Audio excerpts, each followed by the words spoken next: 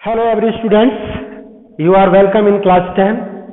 आप लोगों को मैं बता दूं कि 2020 और 21 के एग्जामिनेशन में आप लोगों को कुछ लेसन्स बाद के निकाल दिए गए हैं इस साल कोर्स के लिए। जो शेष लेसन पढ़ने हैं वो मैं आपको पढ़ाता चला जा रहा हूं, उसे आप ध्यान से पढ़ते चले जाएंगे। आपका पहला लेसन था द इंचांटेड पूल, इसे पढ़ना था जो आपने पढ़ लिया है। अब दूसरा लेसन है a letter to God, a letter to God, जिसे पढ़ना है तो हम लोग लेटर टू गॉड के बारे में अध्ययन करेंगे। तो my dear students, a letter to God, a letter to God जो हेडिंग है, ये शीर्षक है। ए लेटर टू गॉड, ये शीर्षक, यानी इसका अर्थ पहले समझ लें कि अ लेटर मीन्स पत्र, टू गॉड मीन्स भगवान, यानी भगवान के नाम पत्र। अब ये बहुत ही आप समझ लीजिए कि आकर्षक करने वाला यह हेडिंग है कि ए लेटर टू गॉड यानी भगवान के नाम पत्र किसने लिख दिया। ठीक है, ये बड़ा इंटरेस्टिंग एक मोड आएगा आपको कि आपको लगेगा कि इस पाठ का लेखक जो जीएल फ्यूएंटेस हैं, जीएल फ्यूएंटेस ने ए लेटर टू गॉड क्यों लिखा। तो my dear students, about the author के बारे में आपको ज्यादा कुछ नहीं बताना है, बस केवल इतना बता देना है कि आप इस पाठ के नाम को जानें और इस पाठ के जो लेखक हैं जीएल फ्यूएंटेस, इनके बारे में जानना है। तो जीएल फ्यूएंटेस को आप जानें। क्यों जानें? इसलिए जानें कि ये पैराग्राफ जो पढ़ेंगे आप तो उसमें आ जाता है क्वेश्चंस में कि यह पैराग्राफ किस पाठ से लिया गया है, इसके लेखक कौन है। तो उसमें आपको उत्तर ये देना पड़ता है कि this passage has been taken from the lesson a letter to God and its writer is G L Fuentes. तो आप इतना केवल जान लें, क्योंकि अभी इतना ही तक जानना है और इससे ज्यादा जानना है तो किताब में आप उसका अध्ययन कर सकते हैं। वो किताब में थोड़ा बहुत जरूर दिया है अबाउट द ऑथर। हम अबाउट द लेसन की बात थोड़ा सा चर्चा कर दे रहे हैं, क्योंकि पढ़ना तो हमें आगे है इस पर, बस थोड़ा सा हल्का सा एक इंट्रोडक्शन दे देते हैं इस पाठ के बारे में कि यह एक पाठ विश्वास से भरा हुआ पाठ है। विश्वास से भरा हुआ पाठ है, यानी इसमें एक किसान है जिसका फसल बर्बाद हो जाता है। अब उसके परिवार को और स्वयं को खाने के लिए कुछ भी नहीं रहता है, इसलिए वह भगवान से एक प्रार्थना करता है, निवेदन करता है, उनके प्रति एक आस्था बढ़ाता है और वह निवेदन पत्र के माध्यम से करता है कि प्रभु ईश्वर भगवान, आप मुझे, यदि आप मेरी मदद नहीं करेंगे तो फिर इस दुनिया में मेरी कोई मदद करने वाला नहीं है। यह एक बहुत बड़ा विश्वास से जुड़ा हुआ पाठ है जिसमें लेखक उस किसान का जो पीड़ा है, उस पीड़ा को उसने व्यक्त किया है और साथ में ये बता दूं कि उसके पीड़ा को सुनने वाला भगवान के अगर हम रूप में कहें तो आपको पाठ में ये पता चलेगा, जो पाठ के अंत में आपको मैं समझा दूंगा कि भगवान के रूप में मदद करने वाला कोई न कोई आपको मिल जाता है। ये एक बड़ी विश्वास की बात है कि आप जब आशा करते हैं ईश्वर से तो ईश्वर कोई न कोई रूप लेकर के, किसी न किसी रूप में आकर के आपका मदद करने के लिए खड़ा हो जाता है। तो ये है बिलीविंग, इट इज बिलीविंग, यह एक विश्वास होता है। और हमारा यह पाठ विश्वास से भरपूर है, आस्था से भरपूर है। भगवान के प्रति जो आस्था है, लेखक ने उस किसान के माध्यम से एक पूरे जनमानस को ईश्वर के प्रति आस्था बढ़ाने के लिए इस पाठ को लिखा है और प्रेरित किया है। आइए हम लोग इस पाठ के माध्यम से सीखें कि किस प्रकार से कौन सी घटना घटित होती है और कैसे इसमें ईश्वर के रूप में मदद करने के लिए कौन सामने आता है। तो let us start reading the paragraph. आप देखिए, आपका ये पहला जो ऊपर पैराग्राफ है उससे ऊपर थोड़ा सा एक इंट्रोडक्शन है। इस इंट्रोडक्शन को मैं पढ़ दे रहा हूं, आप देख लें। लेंचो, अब लेंचो आता है नाम पहले। लेंचो, लेंचो कौन है इसके बारे में आप जानेंगे। My dear students, Lencho a hard working farmer है, एक मेहनती किसान। फेसेस रून, फेसेस का मतलब फेस माने सामना करना, तो फेसेस रून, रून माने होता है RUIN, रून मीन्स होता है विनाश, रून मीन्स विनाश, तो विनाश का वह सामना करता है। कौन करता है? लेंचो। लेंचो क्या है? एक मेहनती किसान। तो लेंचो एक मेहनती किसान विनाश का सामना करता है। He turns to God in the distress and writes a letter asking him to send money. He turns to God, वो भगवान की ओर टर्न होता है, भगवान की ओर मुड़ता है। इन डिस्ट्रेस, डिस्ट्रेस का अर्थ होता है बच्चों दुख, परेशानी, पीड़ा, तनाव, समस्या, यानी डिस्ट्रेस का मतलब दुख से अर्थ है इसका सीधा अर्थ कि he turns to God in distress, निराशा में, निराशा में वह, इन डिस्ट्रेस में निराशा भी कहेंगे, तो डिस्ट्रेस में निराशा में, एंड राइट्स ए लेटर, और पत्र लिखता है, आस्किंग हिम, मांगते हुए, हिम मीन्स, हिम शब्द यहां दिया हुआ है आपकी किताब में दिया हुआ है हिम, यानी H कैपिटल लेटर में है। इसका मतलब यह हुआ कि वह भगवान से मांगता है। टू सेंड मनी, धन भेजने के लिए। Asking him to send money, भगवान को धन भेजने के लिए वह मांग करता है। ही रिसीव्स ए लेटर, वह एक पत्र रिसीव करता है, प्राप्त करता है। Which says it is from God, जो लिखा रहता है इट इज फ्रॉम गॉड। यह पत्र जो है भगवान से, भगवान के द्वारा लिखा हुआ प्राप्त वह करता है। There is some money in it, उस पत्र में अर्थात लिफाफे के अंदर there is some money in it, उसमें कुछ पैसे हैं। फाइंड आउट, ज्ञात करें, हु साइंड द लेटर, पत्र पर किसने हस्ताक्षर किया। And whether Lencho said thank you or not for the money he received, Lencho ने जो धन प्राप्त किया है उसके लिए वह भगवान को धन्यवाद देता है या नहीं देता है। यह पाठ यहां से अब शुरू होने जाता है। पहला पैराग्राफ है माय डियर स्टूडेंट, पैसेज 1। तो डियर स्टूडेंट्स, पैराग्राफ 1 हम आप लोग देखें। Passage 1, the house, the house माने वह घर, the only one in the entire Bali, Bali means होता है घाटी, तो घाटी में ओनली वन यानी इकलौता, इकलौता घर, यानी उस घाटी में इकलौता घर था। Sat on the crest of a low hill, low hill का मतलब होता है निचली पहाड़ी, लो मीन्स नीचे, हिल मीन्स पहाड़ी, यानी निचली पहाड़ी के क्रेस्ट पर, क्रेस्ट माने चोटी, चोटी पर वह स्थित, सैट ऑन का मतलब सिचुएटेड, यानी स्थित इकलौता जो है घर। The house the only one in the entire Bali, entire means होता है संपूर्ण, और बाली मीन्स घाटी, यानी संपूर्ण घाटी में निचली पहाड़ी पर एक चोटी पर स्थित वह घर।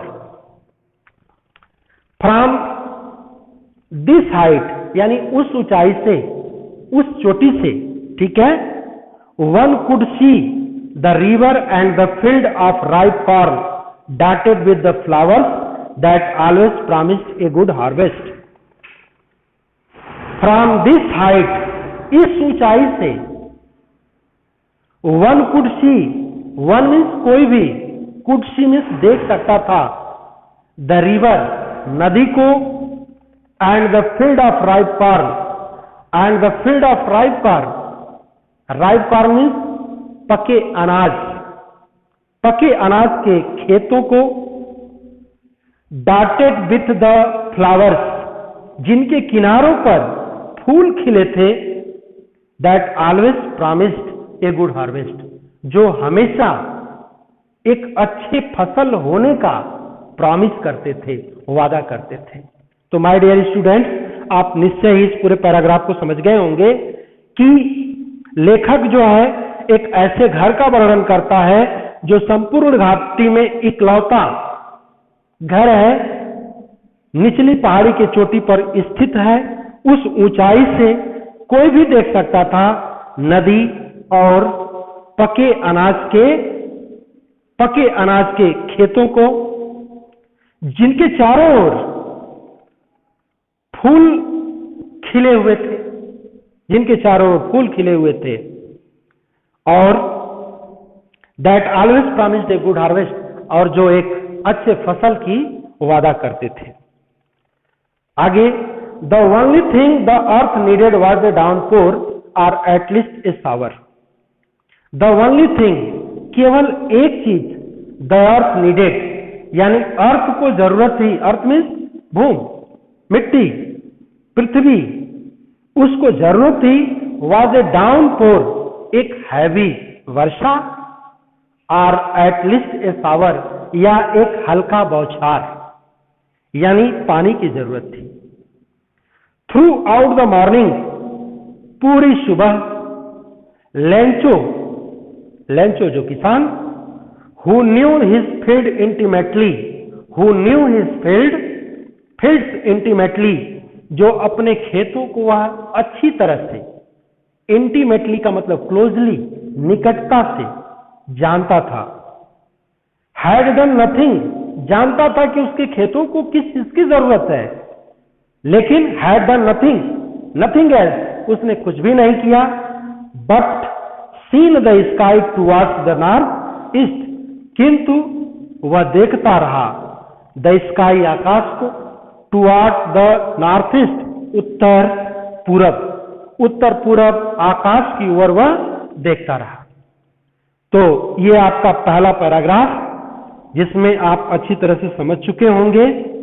इसमें कोई कठिन अगर एक शब्द है तो इंटीमेटली है, जिसका अर्थ होगा क्लोजली, डाउनपोर है जिसका अर्थ होगा हैवी रेन, शावर है मीन्स एक बौछार, लाइट रेन, प्रॉमिस शब्द है जिसका अर्थ है वादा करता था, हार्वेस्ट है यानी फसल। तो ये कुछ कठिन शब्द हैं। डाटेड विद द फ्लावर्स है मीन्स चारों ओर किनारों पर फूल बिखरे हुए थे। तो इस प्रकार से आप इंटायर वाली का अर्थ है संपूर्ण घाटी, इंटायर मीन्स संपूर्ण और वाली मीन्स घाटी। तो ये कठिन शब्द भी आप इसको तैयार कर लेंगे। फिर आगे अगला paragraph, now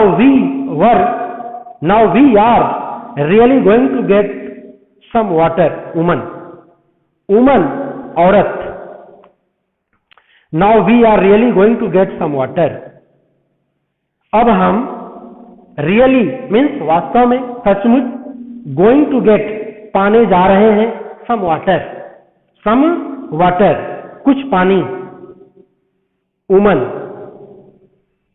the woman who was preparing supper, जो औरत थी हु वॉज प्रिपेयरिंग सपर, यानी वुमन कौन है? लेंचो की पत्नी। लेंचो की पत्नी कह रही है कि now we are really going to get some water, हम लोग पानी प्राप्त करने जा रहे हैं। पानी प्राप्त करने जा रहे हैं का मतलब क्या है? उसके खेत को पानी की जरूरत थी। तो एक आशा भरे शब्दों में उसने कहा कि अब हम वास्तव में पानी प्राप्त करने जा रहे हैं। The woman who was preparing supper replied, औरत जो रात का भोजन, सपर मीन्स होता है रात का भोजन, जो रात का भोजन प्रिपेयर कर रही थी, प्रिपेयर मीन्स तैयार करना, तो प्रिपेयरिंग मीन्स तैयार कर रही थी, रिप्लाइड उसने उत्तर दिया, उस औरत ने उत्तर दिया, यस हाँ, गॉड विलिंग भगवान की इच्छा, गॉड विलिंग मीन्स भगवान की इच्छा, भगवान की इच्छा। आगे, the older boys where working in his field, the older boys, जो उसके लड़के थे, the older boys where working in his field, वो खेत में काम कर रहे थे, जो बड़े लड़के थे खेत में काम कर रहे थे, वाइल, जबकि द स्मॉलर वंस, छोटे लड़के, were playing near the house, घर के समीप खेल रहे थे, until the woman called them all, जब तक औरत उन्हें नहीं बुलाती तो वे क्या करते रहते, खेलते रहते और वे खेत में काम करते रहते। Come for dinner, come for dinner, come माने आओ, फॉर डिनर मीन्स भोजन के लिए, तो भोजन के लिए आओ। अगला, it was during the meal that just as Lencho had predicted big drops of rain began to fall. It was during the meal, यानी भोजन कर ही रहे थे, it was during the meal, during का मतलब दरमियान, तो it was during the meal, भोजन के दरमियान, that just as Lencho had predicted, जैसा कि लेंचो ने प्रेडिक्ट किया था, भविष्यवाणी किया था, प्रेडिक्टेड मीन्स भविष्यवाणी, हैड प्रेडिक्टेड भविष्यवाणी किया था, बिग ड्रॉप्स ऑफ रेन, वर्षा की बड़ी बूंदें, बिगेन टू फॉल, यानी वर्षा की बड़ी बूंदें गिरने लगी, यानी लेंचो ने ऊपर यह भविष्यवाणी किया था, कहा था अपनी औरत से कि हम लोग वास्तव में अब पानी प्राप्त करने जा रहे हैं, तो पत्नी ने कहा, औरत ने कहा कि भगवान की मर्जी। ठीक है, यहां से आपका लाइन ये क्लियर हो गया, इसे आप ध्यान में रखें। जैसे क्वेश्चन में बना सकता है कि now we are really going to get some water, who said this, किसने ये कहा, तो इसका आंसर हो जाएगा सीधे कि Lencho had, Lencho told, Lencho said, now we are really going to get some water, किससे कहा, हिज वाइफ, अपनी पत्नी से, उसकी पत्नी ने कहा, यस गॉड विलिंग, भगवान की जैसी इच्छा। तो my dear, it was during the meal that just as Lencho had predicted big drops of rain began to fall, तो बड़ी बड़ी वर्षा की बूंदें गिरने लगी। In the north east, in the north east, उत्तर पूरब में, huge mountain of clouds, huge means होता है विशाल, माउंटेन मीन्स पर्वत, ऑफ क्लाउड्स मीन्स बादल, यानी बादलों का विशाल पर्वत की तरह, could be seen approaching, could be seen approaching, could be scene देखा जा सकता था, अप्रोचिंग आते हुए, किसको आते हुए देखा जा सकता था, बादलों को, जो बादल विशाल रूप धारण किए हुए था। The air was fresh and sweet, the air was fresh, हवा ताजी थी, एंड स्वीट, मीठी थी, अर्थात हवा में ताजगी और मिठास थी, हवा में ताजगी और मिठास थी, ऐसा वातावरण बन चुका था।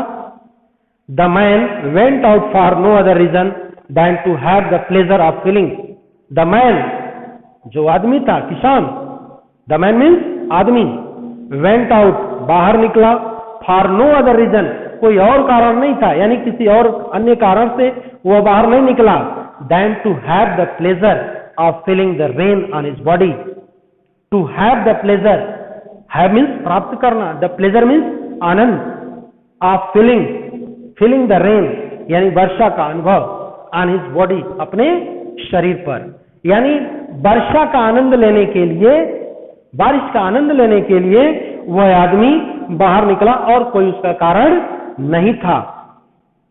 एंड व्हेन ही रिटर्न, और जब वह वापस लौटा, ही एक्सक्लेम, ही एक्सक्लेम, वह क्राइड आउट, यानी चिल्लाया, यानी अपनी भावना उसने व्यक्त किया।